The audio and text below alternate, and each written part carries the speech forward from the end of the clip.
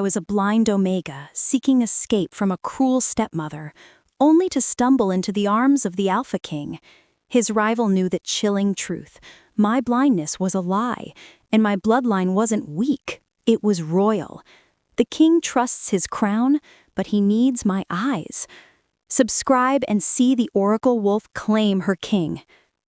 The air in the Emberwood Citadel was saturated with the powerful primal scent of dominance. Sandalwood, musk, and pure, raw alpha energy. It was the scent of 1,000 wolves in their prime, gathered under one roof for the most sacred event of our world, the mating ceremony. To me, Mara, a blind Omega with no pack, no status, and no hope, the smell of all that power was terrifying.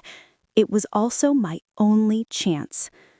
The floor was cold beneath my thin slippers as I pressed myself flat against the stone wall of the grand antechamber. I could hear the music, a rich, hypnotic rhythm of drums and strings, beckoning the most beautiful, powerful she-wolves toward the heart of the celebration. They were all vying for the attention of one being, Alpha King Adam, the undisputed ruler of the Northern Territories. I was meant to be nowhere near this place. My cruel stepmother, Lysandra, had explicitly locked me in the dusty servant quarters of our pathetic, low-ranking den. She saw my blindness as a curse, and my very existence as a threat to the attention she craved from the higher-ranking beta men. My goal tonight wasn't a mate. It was escape. I'd bribed a scullery maid with the only piece of jewelry I owned, a tarnished silver locket, to secure transport far from this territory by dawn. I just needed to slip through the chaos of the Citadel's celebration to reach the abandoned carriage house on the far grounds. I navigated by sound and scent. The heavy thud of a dancing crowd, the high, eager pitch of hopeful she-wolves, the distant, smoky aroma of the feast. I moved like a shadow, my hands tracing the cool, ornate carvings of the wall, my heart hammering a frantic rhythm against my ribs. Just keep moving, Mara. Don't stop. Don't breathe too loud. Then I smelled him. It wasn't just the ambient alpha scent. This was singular, overwhelming. A powerful, intoxicating fusion of old oak, rain-washed stone, and a terrifying ancient power that vibrated the very air I breathed. It was the scent of the Alpha King. It was the air itself folding around his presence. It demanded submission, recognition, and absolute silence from everything else in the vicinity. My breath hitched, painfully shallow. He was close, too close. I knew, without being told, that he had just entered the immense ballroom I was skirting. I froze, paralyzed by the sheer proximity of that majestic, terrifying aura. I pulled my arms in, attempting to make myself smaller, invisible. But a massive wolf king does not go unnoticed, and a blind girl pressed against the wall does not easily dissolve.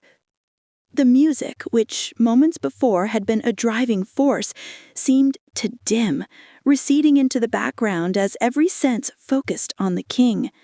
I heard the sudden, deep ripple of whispers as the king walked through the gathered hopefuls. He was heading for the grand days. I made the fatal mistake of thinking I could pivot and retreat the way I came. I took one hurried, clumsy step sideways. My worn slipper caught on the edge of the thick, woven rug that spanned the antechamber. I didn't just stumble. I pitched forward, losing my footing entirely. I threw my hands out, trying to catch myself, and the heavy, metallic sound of something large and solid being knocked over echoed through the sudden hush. The whispers ceased. The music faded to nothing. The world went silent. I braced for the impact of the stone floor, the humiliating crash that would expose me to the entire assembly. But I never reached the ground. Instead, my palms connected with the warm, hard expanse of a torso clad in exquisitely tailored velvet. A low, sharp gasp escaped my lips. I smelled him, the Alpha King, at point-blank range, the scent overwhelming my senses until my head swam.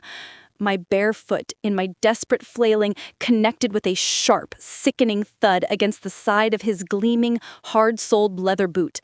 A soundless electric shock went through me. I was hanging in the air, held fast by 2 hands, strong as iron, clamped around my upper arms.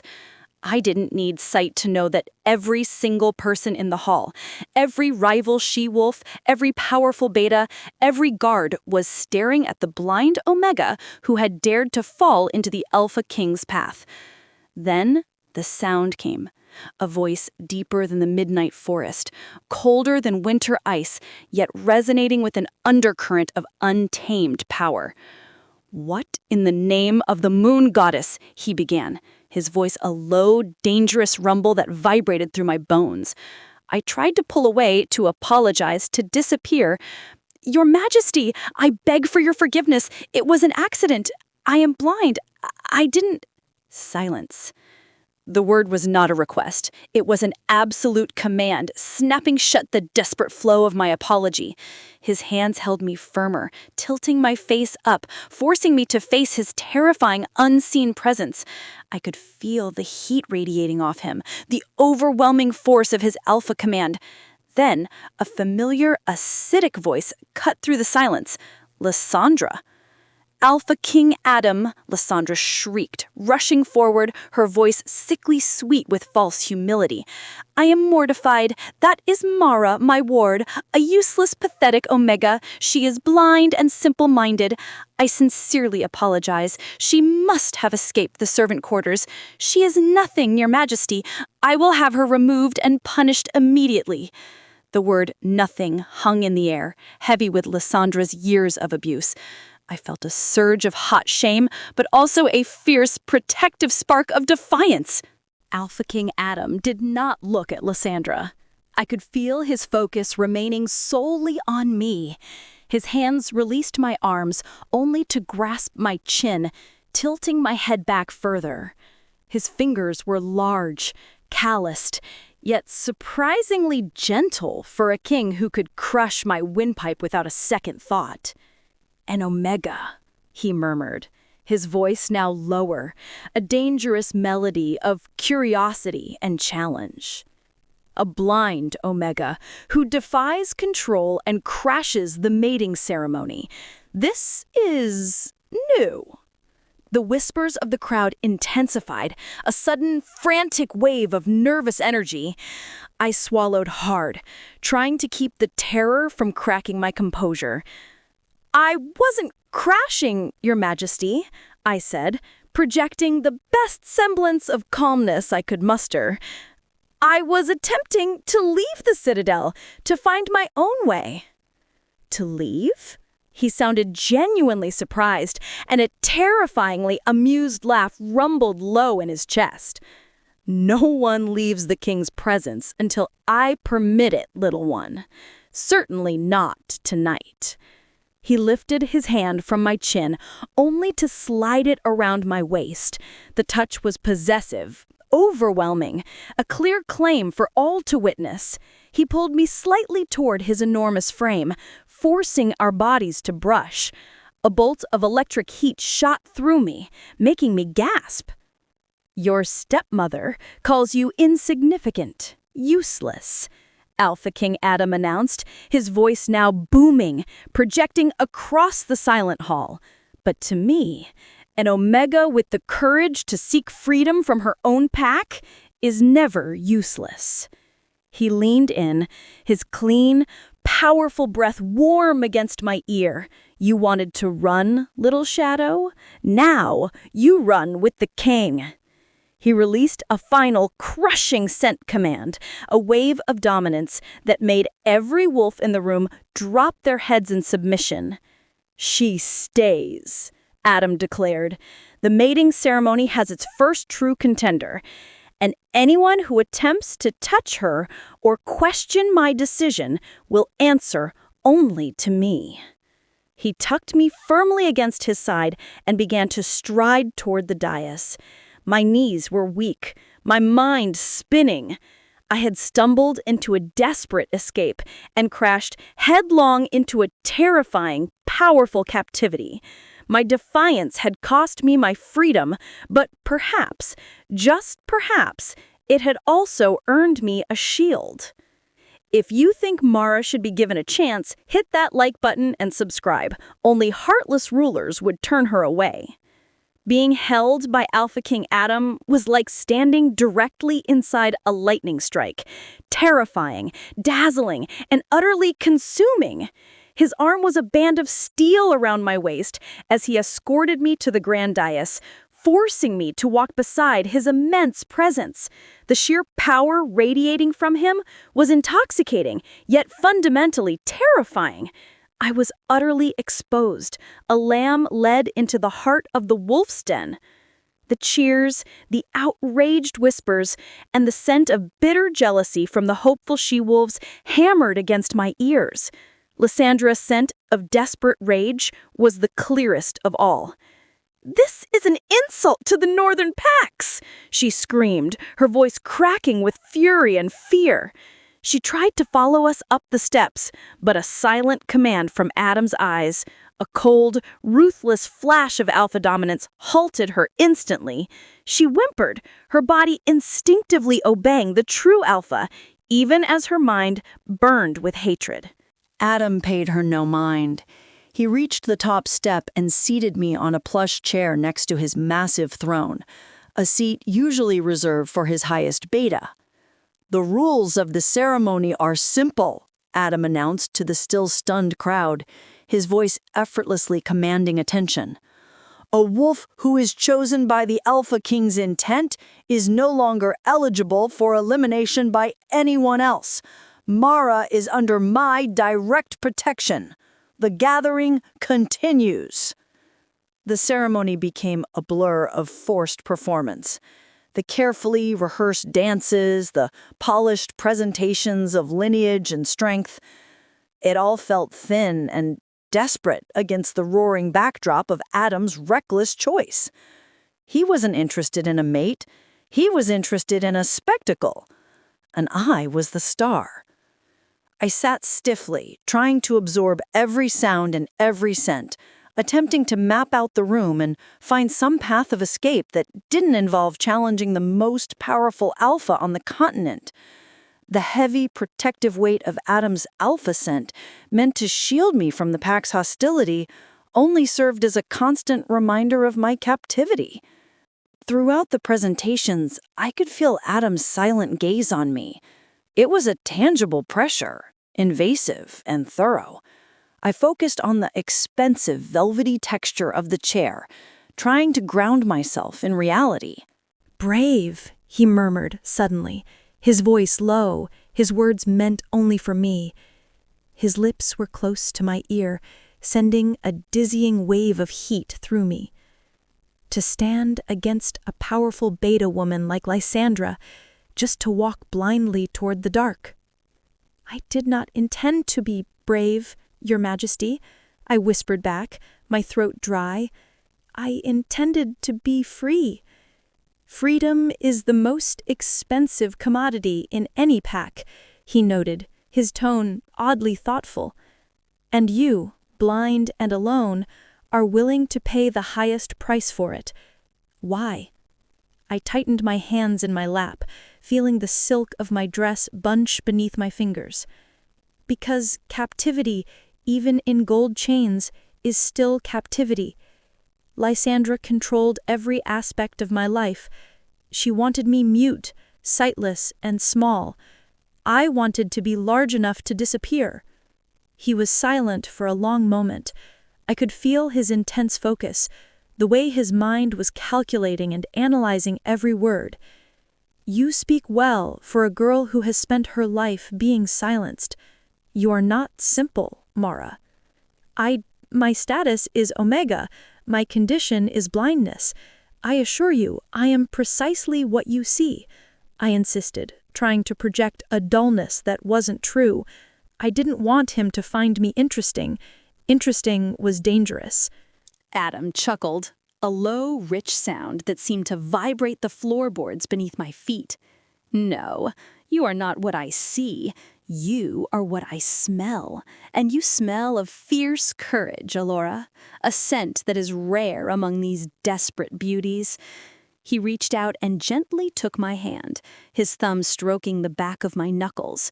The innocent gesture sent a jolt of electric awareness through me. It wasn't rough or dominant, it was purely sensual. A sudden, alarming recognition of my female form, not just my status. "Tell me," he pressed, his voice soft now.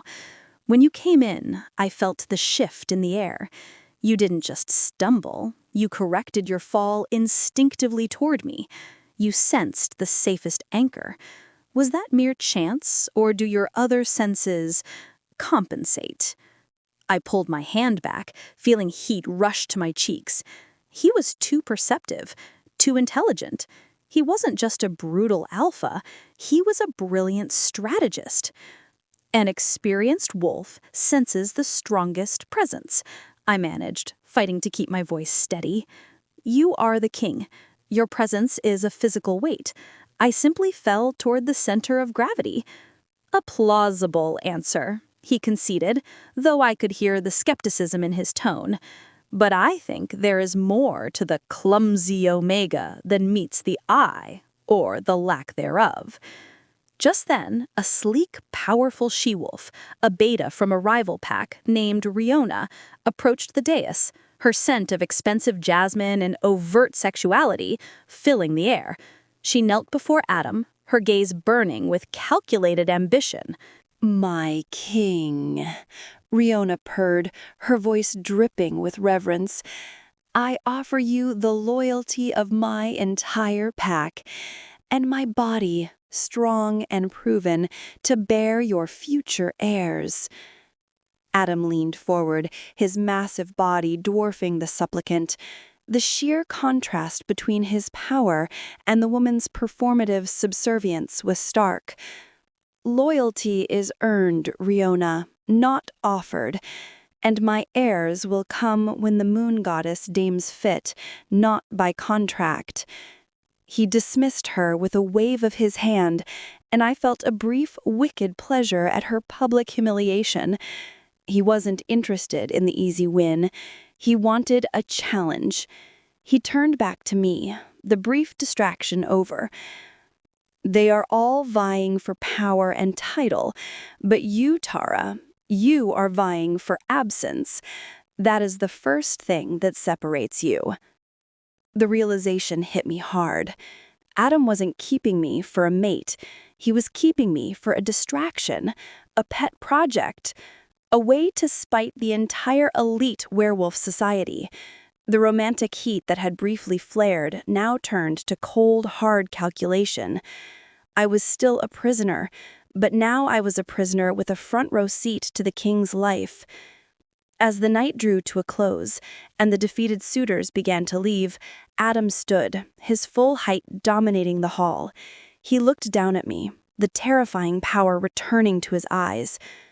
"Mara," he commanded, his voice deep and final, "you are not leaving. You will be housed in the main wing. You will have a guard, and anything you require. Consider this not a cage, but a temporary elevation. Don't disappoint the king, Little Shadow. My curiosity is short-lived."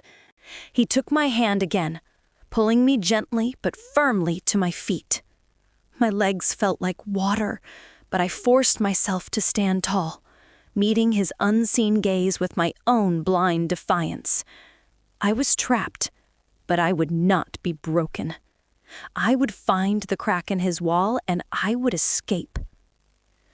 The main wing of the Emberwood Citadel wasn't a cage, it was a gilded palace. My new room smelled of fresh linen and expensive wood, a stark contrast to the stale odors of the servant quarters. But despite the luxury, the truth remained. I was a prisoner of the most powerful male wolf in the Northern Territories. Days turned into a peculiar routine. Alpha King Adam would summon me to his study, a vast, intimidating space that smelled powerfully of him, under the guise of getting to know his new resident. I knew he was simply trying to unravel the puzzle of the blind Omega who wasn't afraid to talk back. In those hours, the king's calculating exterior would occasionally crack. We talked about governance, about the balance between ruthlessness and justice, and even about the stars that I could only see through his rich, detailed descriptions. It was during these discussions that the alarming, terrifying sparks began to fly. The tension between us wasn't just Alpha-Omega dominance. It was something electric, deeply personal. "Your pack is fragile, Mara," he said one afternoon, leaning back in his enormous leather chair, his voice low and thoughtful. "You lack the protective instinct. Why?" I sat across from him, trying to keep my breathing even. His scent, that heady mix of oak and ancient power, was dangerously soothing now. "I learned early that to rely on others is to invite betrayal," I told him honestly. "My father was weak, Lysandra was cruel. The only one I can trust is the floor beneath my feet." Adam made a sound that was half scoff, half agreement. "A wise wolf finds allies, not just enemies." He paused, his scent intensifying, pulling my focus. "You, for instance, you are entirely reliant on me now. Does that not make you feel vulnerable?" "It makes me feel temporary," I countered, lifting my chin. "The king's curiosity is fleeting. My vulnerability will end when you grow bored, Alpha." A low, guttural growl vibrated in his chest. "I am never bored, little shadow. I am challenged, and I do not surrender a challenge until it is defeated." That was the line we danced on. He was testing my will, I was testing his patience. But beneath the mental warfare, there was a deepening current. One evening, as I reached for a cup of water, our fingers brushed. The contact was instant, volcanic. A searing heat shot up my arm, a powerful physical jolt that went deeper than skin. I gasped, snatching my hand back. The room fell silent, the air suddenly thick with shared, forbidden desire. Adam's breathing became ragged, his dominant alpha scent spiking wildly. He wanted me, and to my utter terror and shame, my Omega nature responded to him. A heat pooling low in my belly, a deep instinctual longing to submit to his power. He stood abruptly, ending the meeting. "Leave," he commanded, his voice tight with suppressed emotion. "Now." We both knew that moment had changed everything. The game had turned dangerous. While Adam and I were fighting the growing, impossible attraction, the shadows of the citadel were stirring. I was aware of Lysandra's lingering, toxic scent around the edges of the compound, a desperate, venomous alpha wannabe who hadn't given up.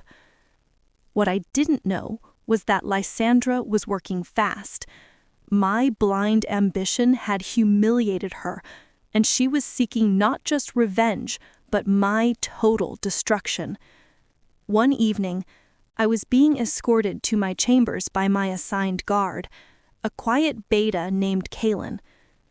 Kalen's scent was always mild, dust and old parchment, suggesting he spent more time in the archives than on the training grounds.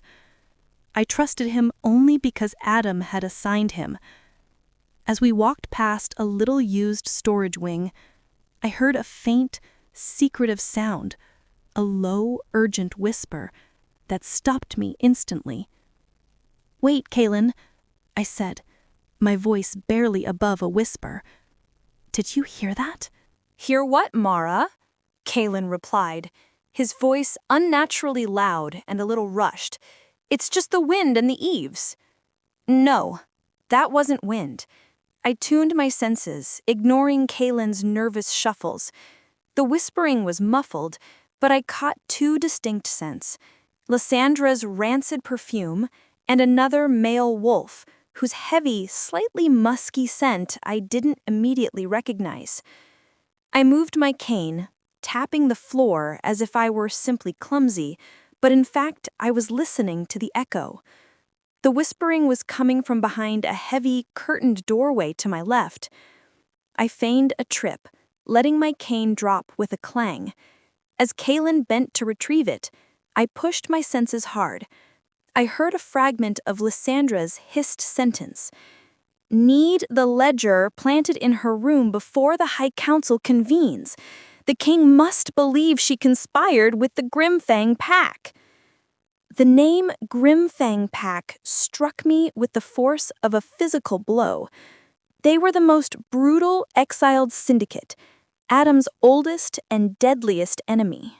I caught the reply from the male wolf, the voice low, deep and chillingly familiar. "It will be done, Lysandra, but the king trusts scarred Captain Valen. He'll sniff out an outsider's involvement." "Which is why," Lysandra's voice hissed, laced with pure evil, "we are using Valen himself. He's greedy. He wants the Alpha King's inner circle post, and he despises Omegas." My blood ran cold. The man conspiring with my stepmother wasn't just a guard. He was Valen, the trusted highest-ranking captain of the King's Guard, the very man Adam relied on for security and loyalty. The conspiracy went deeper than simple revenge. Kaelin handed me my cane, his hand trembling slightly. "It was just the wind, Mara. We should move." I nodded, masking my racing thoughts. Valen, Lysandra, the Grimfang Pack. They were setting me up, framing me for high treason, a crime punishable by execution. My defiance was about to cost me everything, not just my freedom, but my life. And the worst twist, it was coming from the very inner circle Adam thought was loyal. The king's decision to keep me had now made me the perfect, unsuspecting target. I let Kaelin lead me away, pretending to be the simple, blind Omega. But inside, I was already fighting for my life. I couldn't tell Adam yet. The betrayal was too close to him. I needed evidence. I needed a plan. The knowledge of Lysandra and Captain Valen's conspiracy was a heavy, cold weight in my stomach. I spent the next 24 hours in a state of hyper-awareness, sensing the subtle shifts in the Citadel's rhythm. Valen's scent, usually strong and confident, was now laced with an oily, nervous sweat. He was moving pieces on the board. The confrontation came violently the next afternoon. I was in my room, trying to force myself to eat, when the door was thrown open with a thunderous force that made me jump. The powerful, furious scent of Alpha King Adam flooded the room, instantly dominating the air. It was a scent of raw, unrestrained rage, thick with ozone and menace.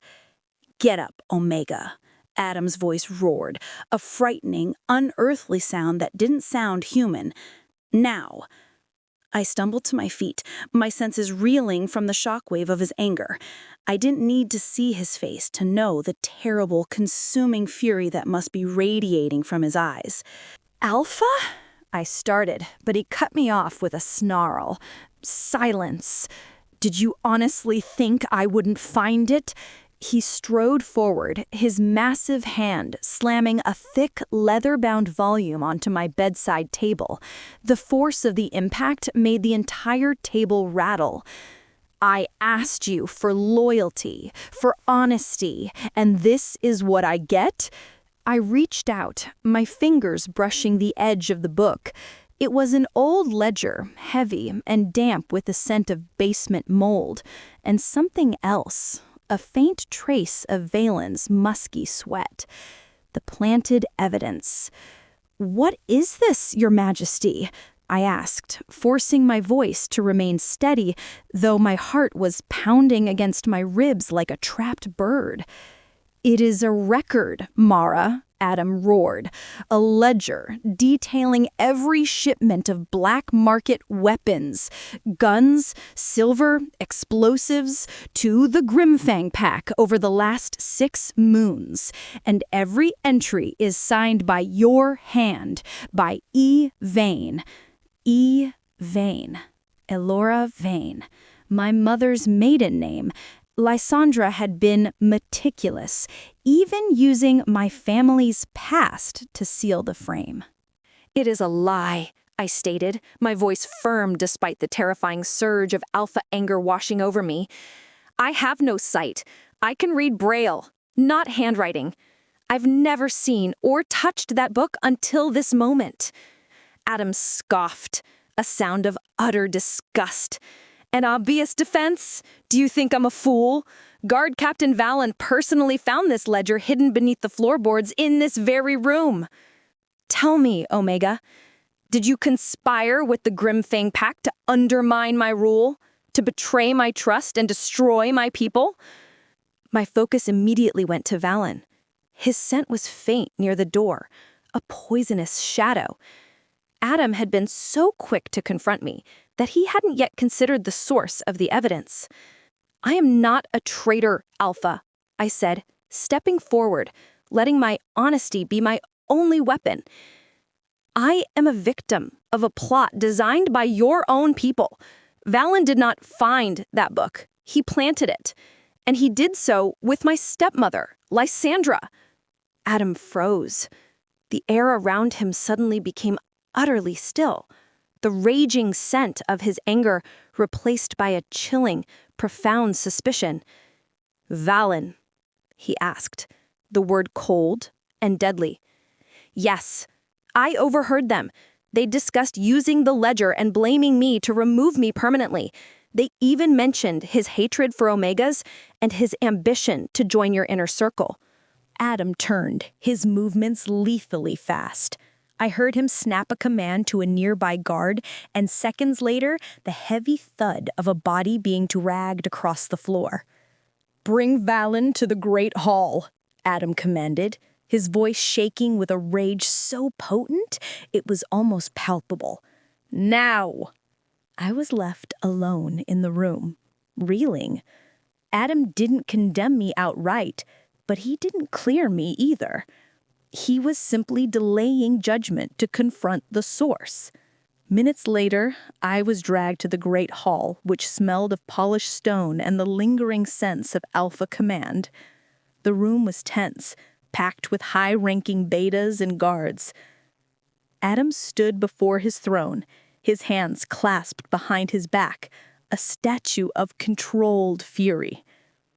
In the center of the room, Captain Valen was on his knees, flanked by 2 immense guards, his nervous, musky scent permeating the air. "Valen," Adam's voice was low, terrifyingly calm. "Tell me again, under the moon goddess's gaze, where you found this ledger." "Your Majesty," Valen stammered, his voice tight with fear. I found it beneath the floorboards in the Omega's room, just as I reported. It is treason, Your Majesty. She is a blind shadow conspiring with the enemy." "She claims you planted it," Adam stated simply, turning his head toward me. "She claims she heard you speaking with Lysandra about destroying her, using her as a pawn to elevate your own standing in the Citadel." Valen's head snapped toward me, and even without sight, I felt the searing, murderous hatred of his gaze. "A blind Omega's desperate lie!" Valen shrieked, his voice breaking. "She is attempting to turn you against your most loyal captain.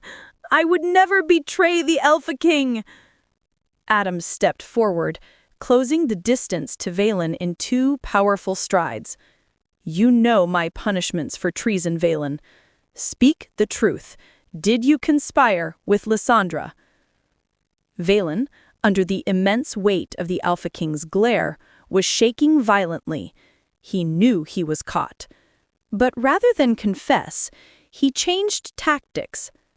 "I did not conspire with Lysandra, Your Majesty. I swear it. I acted alone to test the Omega. She is the weakness. I knew she was hiding a plan, and I planted the ledger to expose her. I was loyal to you." The lie was desperate, but the twist was undeniable. He was sacrificing his rank, but protecting Lysandra and the deeper conspiracy, selling his treason as an extreme, misguided act of loyalty. Adam stood over him, his face unreadable. He had uncovered a liar, a traitor, but had he uncovered the truth? Valen's explanation was just plausible enough to raise doubt about my version of events. Adam's gaze, heavy, burning, swung back to me. I heard his slow, controlled exhale. "Take Valen to the dungeons," Adam commanded the guards. "He is charged with planting false evidence and treason." Valen was dragged away, screaming about his loyalty. The hall slowly emptied, leaving only Adam and me, the silence heavy with the untold truth. Adam walked slowly toward me, his pace measured, his scent a mix of fury and profound confusion. He stopped directly in front of me, the terrifying power of his scrutiny washing over me. "Valen lied," Adam said, his voice flat. "But a wolf who lies is not the only source of truth. Your innocence, Mara, is still unproven." My heart shattered. He hadn't believed me completely. The possibility of my treason still lingered in his mind. The terrifying irony was complete. My stepmother's plot had worked, not by convicting me outright, but by seeding profound doubt in the only person who could protect me. "Do you believe I am a traitor, Alpha?" I asked, my voice barely a whisper, dreading his answer. Adam was silent for a long, agonizing moment. Then he spoke, and the uncertainty in his voice was the most frightening thing I had heard all day. "I don't know," he admitted, the admission raw and chilling. "But Valen was protecting someone, and I need to know who." He took a step back, separating his scent and his presence from mine. The king's decision was clear. I was still under suspicion. If you think Adam should stand by Mara, like and subscribe. Only the blind wouldn't see the truth. The days that followed Valen's capture were the most tense of my captivity. Alpha King Adam had banished me back to my luxurious chamber, neither condemning nor clearing me. His powerful scent was absent from the hallways, replaced by the hushed, fearful whispers of his court. He was hunting, and I was the bait. I knew he hadn't believed Valen's flimsy lie about acting alone. Adam was too brilliant, too ruthless a strategist to accept treason as a misguided act of loyalty. The king had been betrayed by someone deep within his trusted circle, and he was using Valen's confession to pressure the true culprit. I prayed he would look past the obvious and trace the oily trail of my stepmother, Lysandra. I spent my time in a state of suspended dread, using my heightened hearing to eavesdrop on the Citadel's internal rhythms. I heard the movements of guards, the hushed discussions of the High Council, and finally, the faint, desperate scent of Lysandra herself. She was still on the grounds, hiding, her fear now overwhelming her arrogance. Then, late one evening, Adam returned. His scent, when it finally hit my chamber, was no longer raging. It was cold, precise, and utterly lethal. The scent of a wolf who had found his prey. He did not knock. The door opened, and his immense presence filled the room. "Get dressed, Mara," he commanded, his voice devoid of emotion. "The High Council is convening for a final verdict." "On my innocence?" I asked, rising slowly. "On the truth," he corrected, his eyes, which I could feel boring into me, unwavering. "I believe I have found it." The great hall was dimly lit, packed with the Beta officials who formed Adam's High Council. Lysandra stood near the center, flanked by guards, her face tight with a desperate, defiant fear. Adam walked to his throne, pulling me to stand beside him.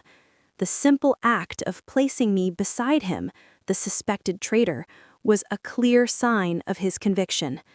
The air was charged with hostile expectation. Adam did not sit. He stood, towering over the assembly, his presence demanding absolute silence. "Valen has confessed," Adam announced, his voice ringing with authority. He did not act alone. He was promised a seat on this council by the architect of the plot, a woman who stood to gain everything from the resulting chaos and who knew exactly where Mara's shame lay. Lysandra's scent spiked, a sharp, metallic burst of panic. "My king, this is slander," she shrieked, clutching her throat. "I have no knowledge of this. The Omega lies. She and Valen conspired." "Silence, Lysandra." Adam cut her off, the sheer force of his alpha command shaking the very floor. "You mistake my patience for stupidity. You hated Mara because she dared to stand up to your years of emotional tyranny. You sought to destroy her, not to protect my kingdom." He gestured to a guard, who stepped forward with a heavy scroll. "Valen's confession was a small piece. The largest piece was yours. You approached Valen not just with a plan, but with a promise of silver. Silver supplied by the Grimfang Pack's chief financier, who you were meeting secretly the night of the mating ceremony. The payment was traced to a hidden account registered in your name." He looked at the council. Valen's lie was his misguided loyalty. Lysandra's lie was her motive, greed and vengeance. The revelation sent a roar of shock and outrage through the hall. Lysandra's face went white, her carefully constructed facade crumbling into ruin. "No, it's a lie!" she screamed, thrashing against the guards. "Adam, I was loyal. She is blind. She is nothing." "She is mine to judge," Adam stated, his voice final. He stepped down from the dais, his powerful movements closing the distance to Lysandra. His alpha presence crushed her will instantly. She fell silent, trembling, staring up at the embodiment of her ruined ambition. "Lysandra," Adam said, his voice terrifyingly quiet, "for high treason, conspiracy, and attempting to destabilize the Northern Pax, your fate is sealed. You are hereby stripped of your Beta rank and exiled from all territories under my rule.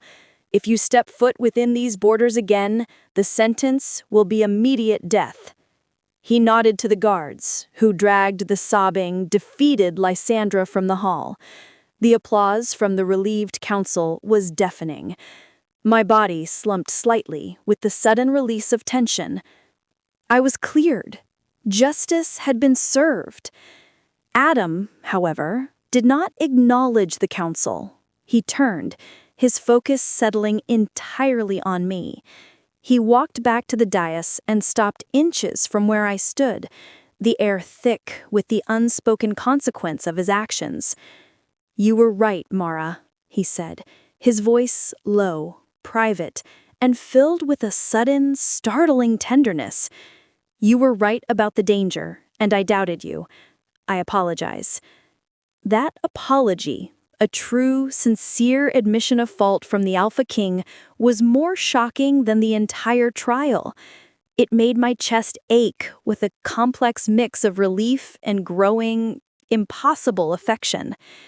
"You proved the truth," I whispered, meeting his unseen gaze with my own.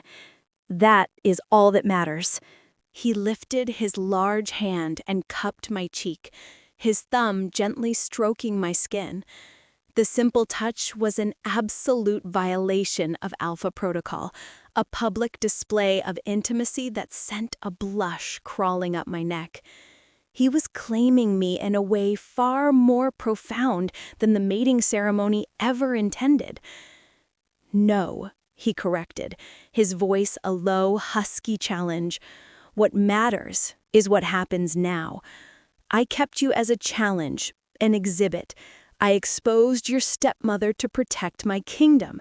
He leaned in, his powerful scent enveloping me. "But in the process, I have developed a deep, complicated, and utterly disruptive desire for you, Mara. I am Adam, the king. I take what I want.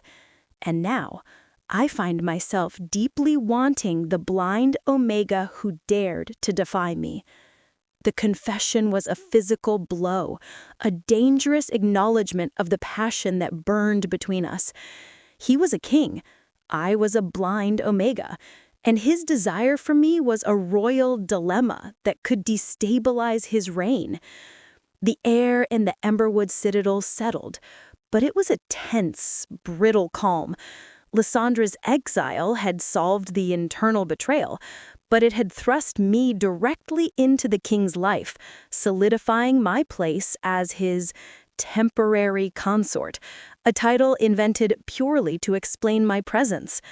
The dynamic between Adam and me had irrevocably changed. The tension was no longer purely antagonistic. It was layered with a deep, forbidden current of romance. He treated me not as a prisoner, but as a silent, indispensable confidant. We spent hours dissecting pack politics, discussing the economic pressures of the territories, and always the looming threat of the Grimfang pack. Our bond deepened in stolen moments. One afternoon, Adam was training in the courtyard. I stood near the edge, guided by the sound of his powerful movements. His massive body scent, usually controlled, was laced with effort and heat. He sparred with his best guards, moving with a fluid, lethal grace that was breathtaking to sense. He abruptly stopped, walking directly toward me. His body was slick with sweat, his powerful chest heaving. "Why do you watch me, Mara?" he asked, his voice rough. "I don't watch, Your Majesty," I said softly. "I listen. You fight with a terrifying, absolute confidence. There is no hesitation in your movements." He lifted his hand and pressed it gently against my cheek, his thumb stroking my jawline. "And when I hold you, Mara, do you sense confidence then?" The intensity of his touch made my knees weak. "No, Alpha," I admitted, my voice trembling slightly. "I sense demand. I sense a desire that is fighting the weight of your crown." He didn't release me. He merely stared, his eyes burning into my sightless face. "You read me too well, little shadow. It's dangerous. It's honest," I replied, leaning infinitesimally into his touch, and a king needs honesty. The moment was volcanic, poised on the edge of a kiss, a devastating moment of surrender for both of us. But before it could happen, a high-ranking beta, Varric, burst onto the training ground, his scent panicked. "My king, we have a crisis. Scouts report a massive incursion on the northern border. It's the Grimfang pack. They aren't raiding, they're marching." Adam's hand dropped instantly. The romantic tension evaporated, replaced by the immediate, chilling focus of the Alpha King. His scent of power instantly became rigid, cold, and utterly terrifying. The Grimfang attack was an obvious consequence of Lysandra and Valon's scheme. They had destabilized the Citadel's command and left Adam vulnerable, hoping to open a back door for the rival pack. Adam summoned his war council. For the first time, he did not banish me to my room. He kept me at the edge of the conference table, letting me absorb the full terror of the unfolding crisis. "They are moving through the Black River Pass," Varric reported, his voice tight. "A full battalion. Their goal is the Citadel. They are led by Alpha Kalen, the most ruthless wolf in the territories." As Adam and his betas argued tactics, defensive lines, counterattacks, reinforcements, I realized they were all focused on the immediate threat, but ignoring the motive. "Alpha King Adam," I interrupted, my voice sharp, cutting through the shouting. The room fell silent. "What is it, Mara?" Adam asked, his tone impatient but not dismissive. "They aren't marching to take your citadel," I argued, my cane tapping lightly on the stone floor to anchor my point. "They are marching because Lysandra and Valon promised them something specific, the key to your armory. They didn't just want to weaken you, they wanted silver and weaponry." Adam stared at me, his eyes widening with cold realization. The betas around the table exchanged confused glances. They move through the Black River Pass because it's the fastest route to the Citadel's east wing, I continued, tracing a map of the room in my mind. The armory is under the east wing. If you focus your entire defense on the outer wall, they will breach the pass and tunnel directly for the weapons. Adam straightened, the genius of the maneuver hitting him. My theory, based on the sense and fragmented words I'd collected, was sound. The enemy wasn't thinking like an army. They were thinking like saboteurs. "She's right," Adam murmured, his voice laced with reluctant awe. "We are preparing for a wall siege. They are preparing for a treasure hunt. Mara, what is the fastest way to get forces to the East Wing?" In that moment, we weren't a king and an omega. We were an unexpected, powerful team. Our bond, fueled by trust, intellect, and terrifying attraction, had formed an unprecedented alliance. I spent the next hour helping Adam detail a revised defense plan, using my acute hearing to pinpoint vulnerabilities in the Citadel's interior. We were united by the imminent threat, the intense focus pushing all romantic tension to the background, replacing it with a deeper, more profound connection. As Adam prepared to leave with his forward scouts, he turned to me, his scent heavy with command and urgency. He took my hand and brought my knuckles to his lips. "Stay safe, Mara. You are now the most valuable asset in the Citadel. I will not lose my strategist." He squeezed my hand and released me, leaving me utterly dizzy with the terror of his impending battle and the sheer intoxicating force of his affection. But just as the doors closed and the war drums began to rumble in the distance, a final, sickening thought struck me, an olfactory detail I had missed. Valen hadn't been acting for money alone. His scent had been fearful during the accusation, but it had also contained a very faint, almost undetectable trace of Kalen, the Grimfang Alpha's signature scent. Valen hadn't just protected Lysandra, he was a deeper plant. The true twist wasn't Lysandra's betrayal, or even Valen's lie. The deepest danger lay in the Grimfang Pack's alpha, Kalen. He was known to have a dark secret, a powerful bargaining chip that gave him an unnerving influence over anyone he encountered. What if Kalen's secret wasn't a resource? What if it was a person? If you think Mara and Adam make the perfect team, like and subscribe. Only enemies would try to tear them apart. The air in the Emberwood Citadel tasted of ozone and impending battle. Alpha King Adam was gone, leading his best warriors to intercept the Grimfang Pack in the Black River Pass. I was left behind, restless and desperate, anchored to the Citadel's silent command center by the knowledge that I was the key to understanding the attack's true motive. My senses were strained, picking up the distant low thrum of marching feet and the unsettling cold scent of the approaching Grimfang Pack. My fear wasn't for myself, but for Adam. His intense desire for me, his willingness to trust my unconventional insight, had forged a bond that felt impossible, yet utterly real. I realized, with a sickening lurch, that I was falling in love with my captor. Suddenly, a new, sharp scent pierced the tense atmosphere, a sophisticated, dangerous blend of iron and expensive bitter cologne. It didn't belong to a tired scout. It belonged to the enemy's leader. Alpha King Adam is not here, Alpha Kalen. You have no right to enter the Citadel. The king is busy playing soldier, a deep, confident voice replied, laced with a chilling, predatory amusement. Alpha Kalen, the ruthless leader of the Grimfang pack, was here. He had bypassed Adam's forces and walked directly into the heart of the Citadel. I didn't come for bloodshed, Kalen stated, his voice resonating with an unnerving calm. I came for a simple conversation. I challenge Adam to a single combat, alpha to alpha. The fate of the territories and the contents of his armory will be decided by the winner. Kalen's challenge was a calculated play, a way to avoid a costly war while still achieving his objectives. He knew the terms of engagement. Single combat was often preferred to mass slaughter among the high alphas.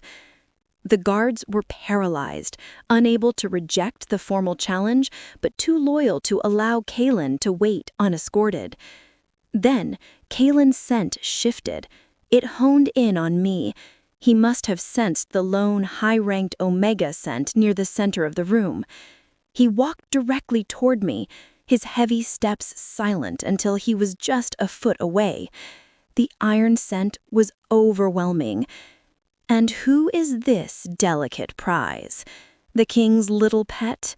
The scent of a high-ranked alpha is thick on you, but yours is a common Omega scent. And yet, the Citadel guards you like a jewel. I am Mara, I stated, keeping my voice steady, projecting the confidence Adam had instilled in me. The king's temporary consort. You should leave before he returns. Kalen laughed, a harsh, humorless sound. He reached out and wrapped his fingers around my wrist, his grip like a vice. His scent suddenly intensified, and something dark and familiar registered in my mind. Temporary, is it? He scoffed. Then perhaps I'll take you as a spoil of war. Alpha Adam is predictable, but you, little blind Omega, are a variable. Release her! The Citadel guards roared, drawing their weapons. But I am under the protection of a challenge, Kalen purred, enjoying the power play. He leaned in, and his next words were a shocking, venomous whisper meant only for me. Did your powerful king tell you who was your true father? No. That is my secret, Mara, and it will change everything. My world tilted violently. The terrifying twist I had suspected, the dark secret that gave Kalen his strange influence, was about me, my lineage.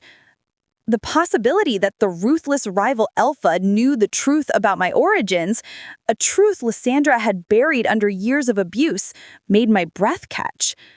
Before I could process the shock, the doors of the Great Hall burst open. Alpha King Adam was back. His scent hit the room like a thunderclap, a mix of rage, exhaustion, and absolute alpha dominance. Kalen, you dare breach the Citadel while my forces are deployed? Adam roared, closing the gap between us in a single blurring movement. Kalen released my wrist, stepping back with a confident smile. I came to save you the hassle, Adam. Single combat. Now, I win, I get the resources and the Northern Territories. You win, I retreat forever. What say you, King? Or are you a coward hiding behind your guards and your delicate little Omega? Adam's entire body was vibrating with barely contained fury. The idea of him fighting a full-strength alpha right now, exhausted from a skirmish at the pass, was insane. I accept, Adam ground out, stepping forward. I reached out, catching the edge of his tunic. Adam, no, wait! He stopped, momentarily held by the urgency in my voice and the bond we shared. His challenge is a trap. He let you chase ghosts at the pass. He wants you wounded. He knows something that gives him an advantage, Adam. He called me his variable and threatened to expose a secret about my father. Adam's scent faltered, a momentary pause in his alpha command. The shock of the implication hit him hard. Kalen wasn't just a political rival. He was playing a deeply personal game. Adam looked back at Kalen, his eyes narrowed into slits of lethal concentration. What have you done, Kalen? What lies have you woven around my consort? Kalen simply smiled, a shark's grin. No lies, Adam. Only the truth that will shatter your carefully constructed kingdom. Fight me and learn the truth the hard way. Refuse and let me tell your little Omega who she truly is. The air crackled with tension.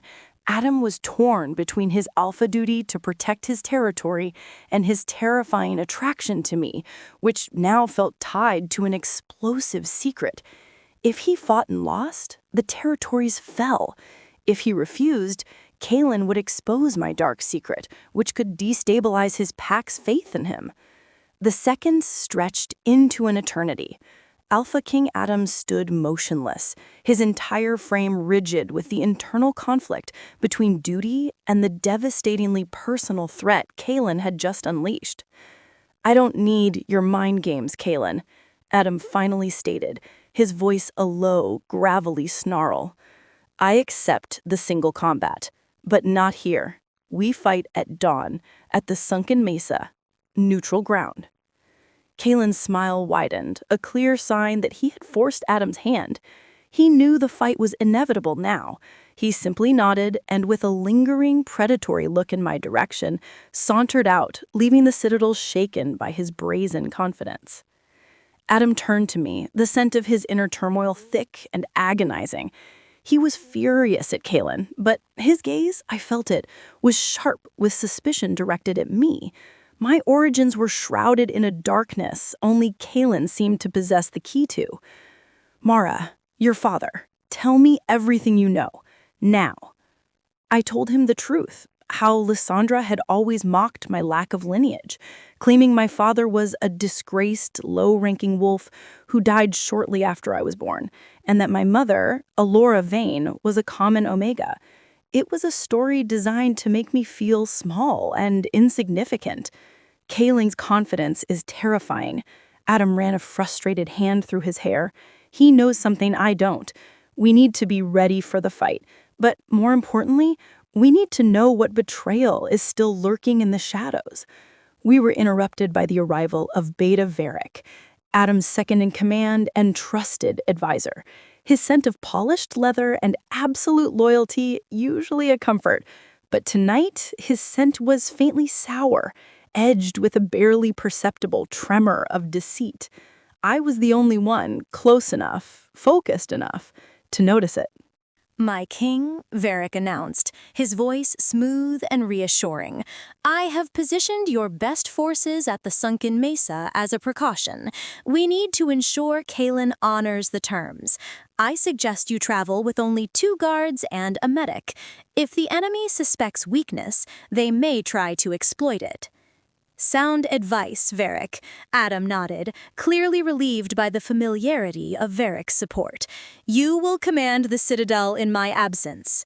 Varric smiled, a picture of solid, dependable loyalty.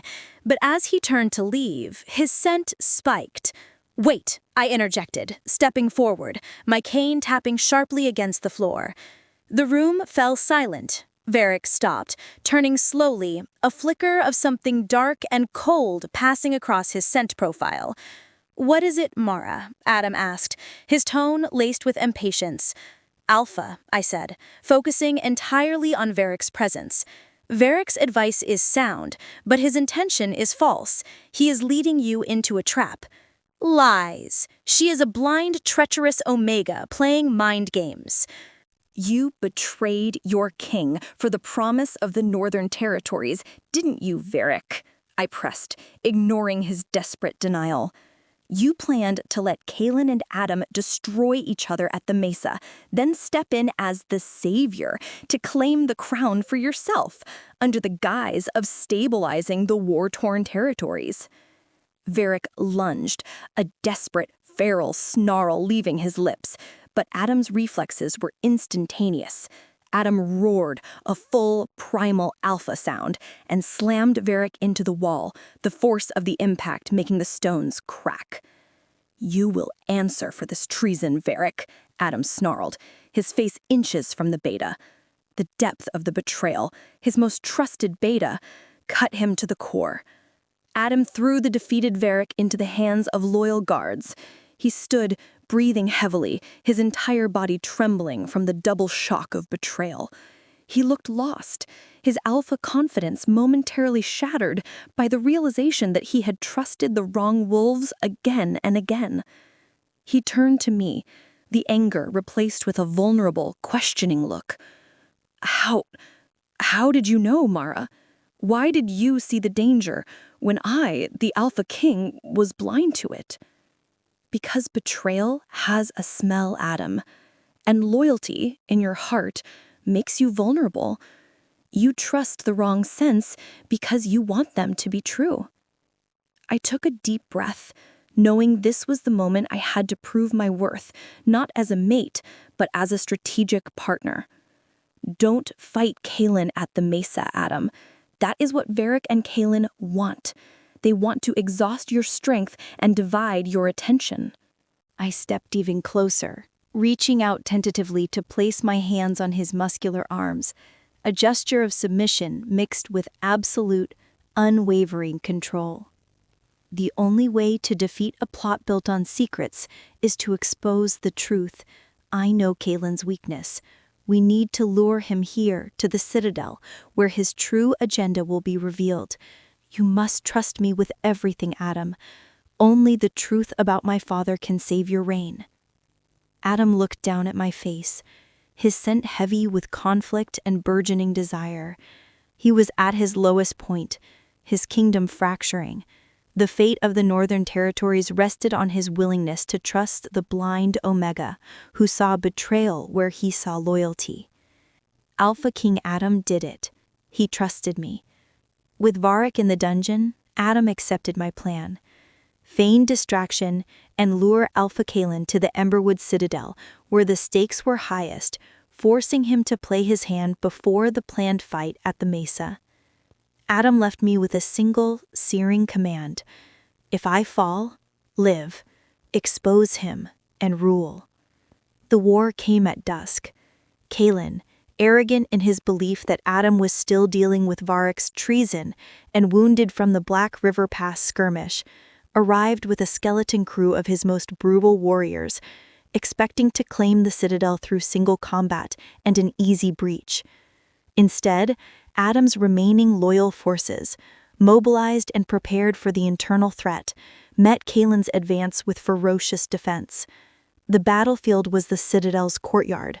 The scents were overwhelming: blood, scorched earth, adrenaline, and the primal, terrifying roar of wolves shifting into battle form. I was positioned in the command tower, relying entirely on my hearing to follow the chaos, my heart hammering for Adam. I heard the clash of claws on stone, the guttural snarls, and, clearest of all, the sound of Adam's powerful, commanding voice directing his men. He was magnificent, a hurricane of power tearing through Kaelin's forces. Then, the final confrontation began. Adam and Kaelin. Their combined power was a seismic event. I heard the sickening sound of metal tearing, of heavy bodies slamming into the courtyard. "You lose, Adam!" Kaelin's voice was sharp with triumph. "I know your secret weakness. She is the key to my victory." "The only weakness is your ambition, Kaelin," Adam roared back, his breath ragged. There was a final, terrible crunching sound, followed by a sudden, agonizing silence in the courtyard. The powerful, all-consuming scent of Adam's blood, hot, coppery, and thick with pain, hit the tower like a physical blow. The Alpha King was down. "Adam!" I screamed, the sound tearing from my throat. The remaining loyal guards scattered, demoralized by the sight of their Alpha King gravely injured. Kaelin's cruel laughter echoed across the bloody courtyard. "The throne is mine," Kaelin yelled, his voice rough with exertion. "Now, where's the little Omega? Bring her to me. The truth must be spoken before I crush this citadel." Terror gave way to a cold, hard focus. Adam was relying on me. I grabbed the ceremonial battle horn hanging near the window and stumbled to the balcony railing, ignoring the sounds of impending capture. I lifted the horn and blew, not the retreat signal, but the ancient Omega call, a high, piercing note meant only to summon the king's mate for healing. It was a desperate, crazy act, but it worked. The remaining scattered loyal wolves, hearing the mate call, snapped out of their shock and focused on the command tower, ready to defend the king's chosen. "Mara, you fool!" Kaelin's voice was closer now. He was coming for me. I gripped my cane and turned to face the door. I was blind, alone, but I wasn't insignificant. I was Adam's last stand. The door splintered. Kaelin burst in, his iron scent overwhelming. He shifted into his massive, terrifying wolf form, his snarl aimed directly at my throat. "You're pathetic. No king, no mate, just a blind Omega waiting to die," Kaelin roared. "You're wrong, Kaelin," I said, my voice ringing with a conviction I didn't know I possessed. "Adam, trust me. He exposed your plot. Now I expose your secret." "There is no secret greater than this," Kaelin gloated, shifting back to human, holding a dagger forged of black and silver. "Adam's father was disgraced, exiled for plotting against his own pack, and his line is weak. But your father, my greatest prize, was the rightful, true alpha of this entire territory before Adam's line stole it." Kaelin stepped forward, his breathing heavy. "I knew your lineage, Mara. Your mother was the true Alpha's heir.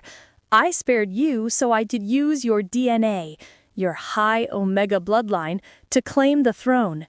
You are not an Omega. You are the true Alpha heir."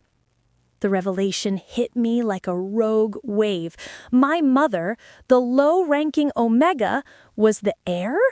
And I, the blind, insignificant ward, was the true royal blood?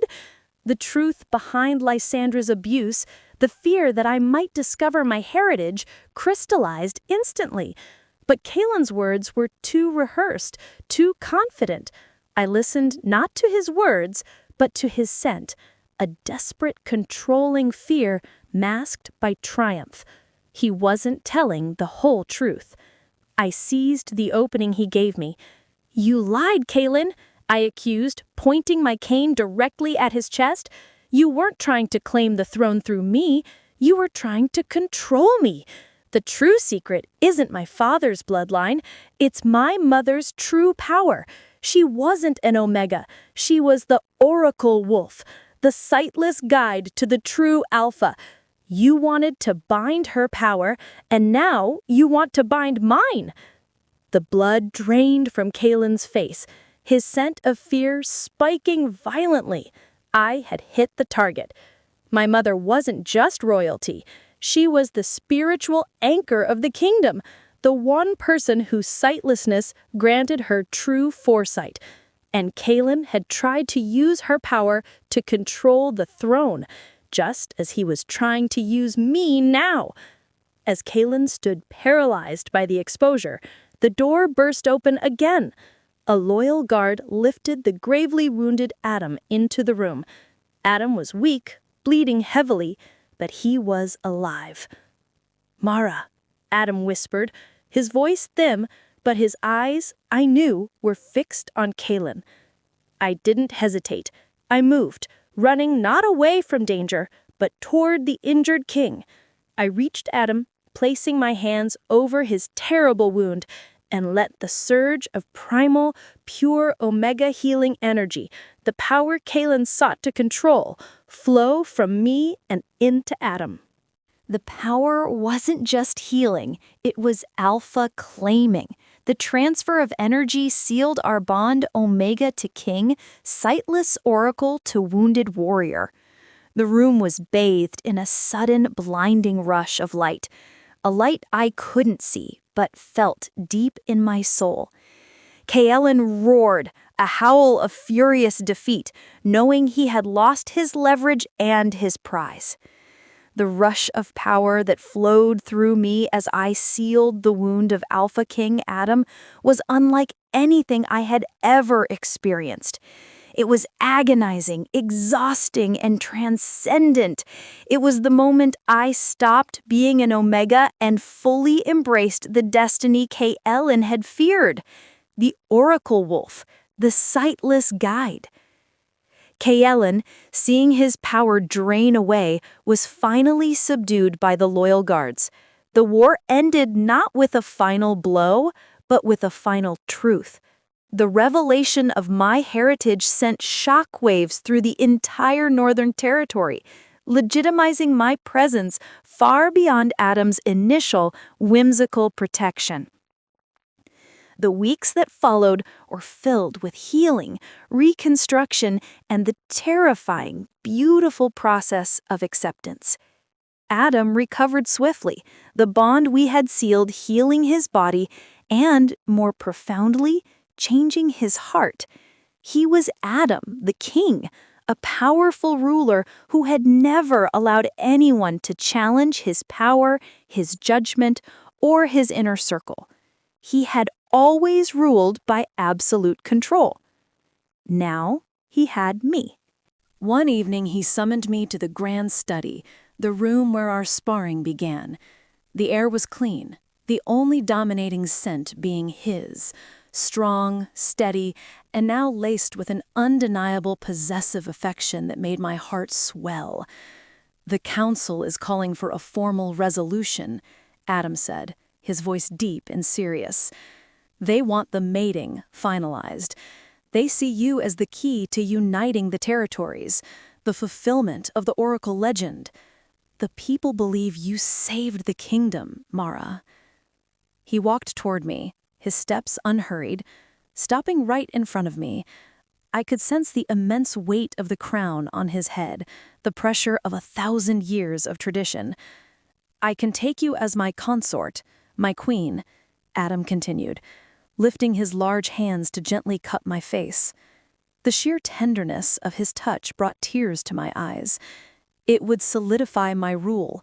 It would give you the freedom you craved and the power you deserve."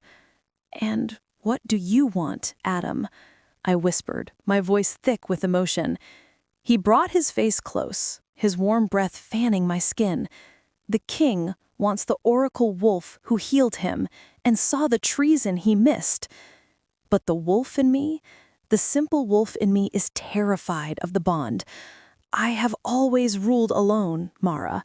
I don't know how to share power. I don't know how to surrender control." This was the final challenge. Not the enemy, but the man himself. He had to choose between the comfortable solitude of absolute power and the dangerous vulnerability of true, shared love. I reached up, my fingers tracing the strong, sharp line of his jaw. "Then let us not share power, Adam. Let us redefine it." I leaned in, pressing my lips softly against his, initiating the first kiss that was not a product of tension, but of pure, mutual love. His kiss was fierce, consuming, and utterly overwhelming. The kiss of an alpha wolf finally claiming his one true mate. When he finally pulled back, his scent was raging with emotion. "You are my mate, Mara, the only one. The wolf demands it." "Then let us rule as true mates," I declared, my voice steady and strong. "I am the Oracle Wolf. My power is not to challenge your throne, but to guide it.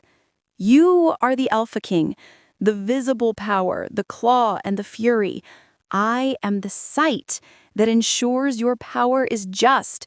You rule the territories, Adam. I will rule your heart." Adam looked down at me, and I felt the weight of his decision lift.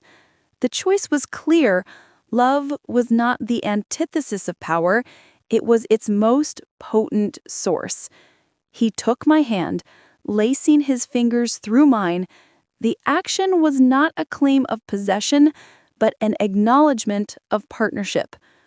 "Then let it be known," Adam announced, his voice ringing with a new, stronger authority, an authority tempered by love and guided by truth.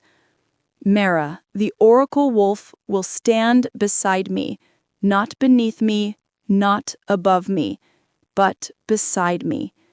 We will rule this kingdom together."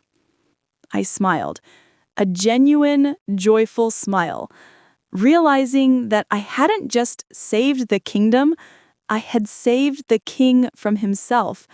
I had stumbled into a mating ceremony, seeking escape, and found not a cage, but a throne, shared with the only man terrifying and loving enough to truly hold it. Our beginning was forged in fire, betrayal, and the blinding light of a destiny I was finally ready to accept.